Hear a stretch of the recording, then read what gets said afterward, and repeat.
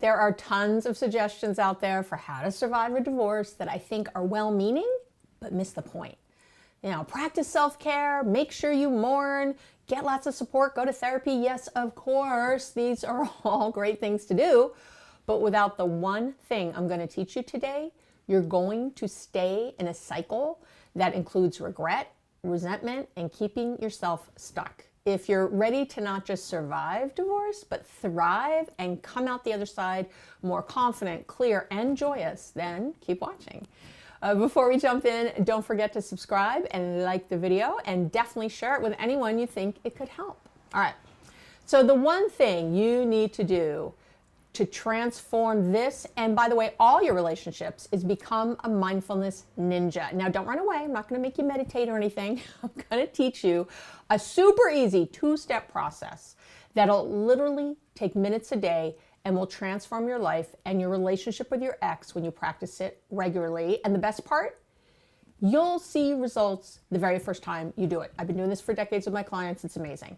So first, understand that being mindful means that you're aware of how you feel in a given moment. Your frustrations, the power struggles, arguments, and regrets are generally the result of you not being aware. So you react in a situation without stopping and choosing your words or reactions. You know when it's hours later and you're face palming and yelling at yourself, oh, what was I thinking? Why did I say that? Why didn't I? Whatever. Well, when you're mindful, your ex will say something and you'll be able to have that moment of clarity, almost like you're a third person looking down at the conversation. And internally, you'll be talking to yourself, wow, I'm getting upset right now. I can feel myself reacting to what they're saying. Let me take a breath, be calm, and let me just listen for a moment. Or maybe you'll notice how reactive or defensive your ex is being, and you'll do the same thing. You'll take that breath, you'll go, oh, they're getting really upset. And just stop and not react yourself and not get caught in that. You'll have a completely different interaction because you'll be able to thoughtfully act, not mindlessly react. Really imagine no longer being a slave to your impulses and all those feelings. No more trying to control your ex, which we all know is a losing battle. Definitely give me a yes in the comments below if you're a control enthusiast like myself, and if you ever tried to control your ex. I think we've all been there, but I'd love to hear it. Give me a yes below if you've done it. So now to get to this new Zen place is not impossible, and it won't take you long at all. As I said, you'll feel and see differences the very first time you do it. It's pretty amazing. And don't be fooled by the simplicity. I've been teaching, again, this technique to my clients for a long time, and they've had incredible success, not to mention the success I've had thriving through and after my own divorce. So I've been there. I know how this works.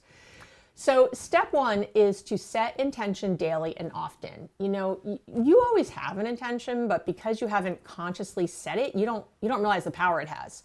I call setting intention the 18-second shift because it takes literally about that long on average, I've timed it, to completely change your intention and then to change the course of any conversation. I have a great video that'll tell you more about how to set intention, and I'll link to that below. It's again called the 18-second shift. But for now, it's about taking a moment before you enter any situation or dialogue. And it's like you're setting a goal of sorts for how you plan to be in that setting. Before meeting with your ex, you might set an intention to be patient or kind. Before getting out of bed, you could set an intention to be mindful and compassionate, or to have fun, to be happy in your day. When dealing with your ex, here's the deal. Never speak to them on the fly. Nope.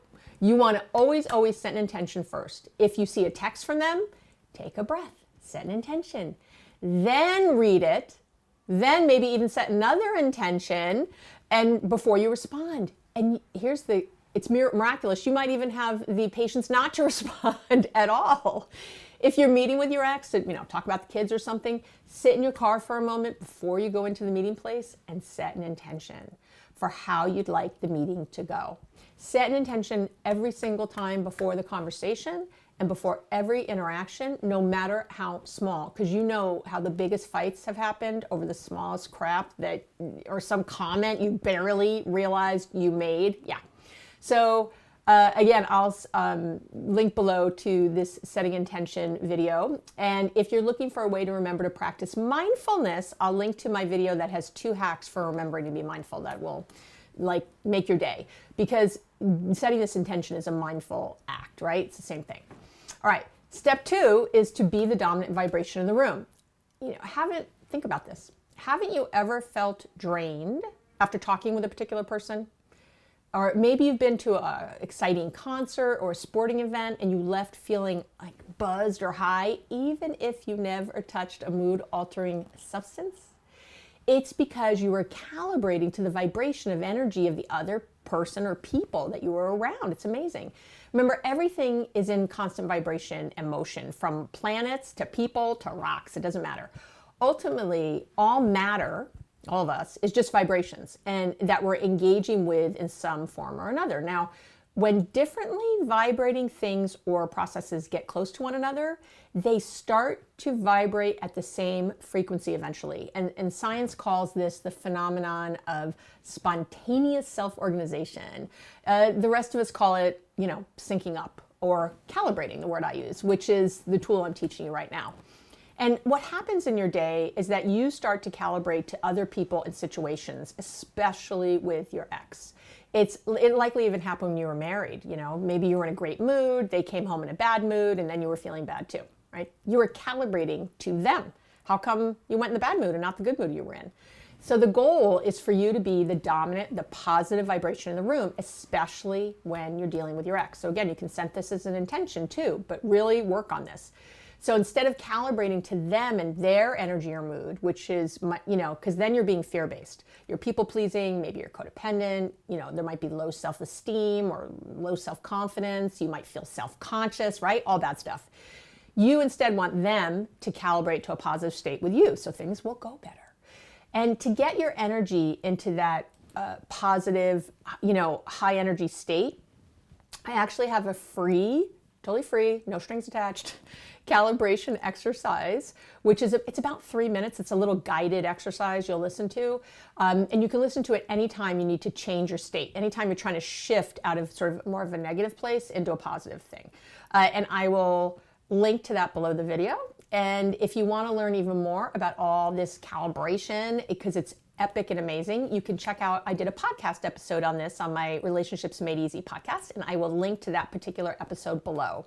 And I just want to say a final thing is that divorce is not failure and regret is your kryptonite. Start your mindful practice today and you'll absolutely feel more in control of your thoughts, which will change how you feel, which will then change the quality of your life. And that's all you really need at the very end of the day for your divorce survival guide. I'm Dr. Abby Medcalf. I help people think differently so they can create connection, love, and ease in every single relationship.